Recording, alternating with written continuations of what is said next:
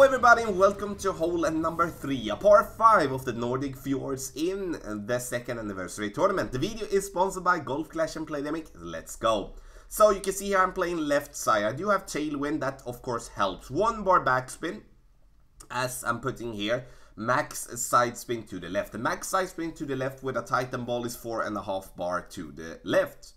You can see here I'm using a landing position here as a reference. When I stretch out, I do want my yellow ring to be for where, like, just by the rough. And the reason I stretch out my adjustment is to visualize, is to put myself in a position with my landing position so I can see the second bounce for where I want it to bounce. So instead of trying to visualize, there we go, there is the right word. If we're trying to visualize, it's very easy to go short and go long.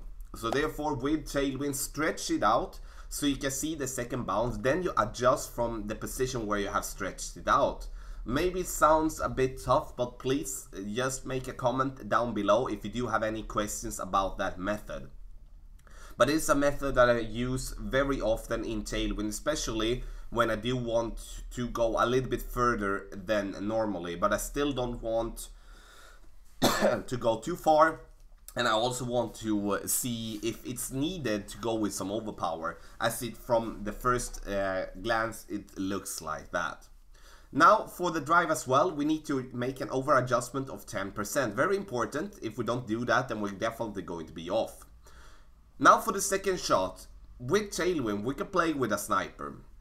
But the problem with the sniper is that we're going to be most likely in between clubs. So, not in between clubs, sorry. I mean that we're going to have some distance where we do have to go with topspin towards the pin, depending on how far we're bouncing with our shot. So you decide. In this example, I'm using a big dog.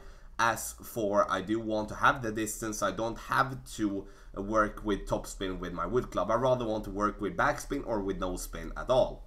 And for this shot, I'm not adding or subtracting anything. But I do also want to say that I know there is players that think that going on the right side is going to be easier and better. The drive may be easier, the second shot will not be. Coming in very, very nicely here and getting it very, very close to an albatross here from distance. This is a fun hole, definitely. I like it a lot. So if you do have any questions about hole number 3, check down in the comment section and make a comment. Thank you so much for watching, and the video here is sponsored by Golf Clash and Playdemic. Good luck in the 2nd anniversary tournament.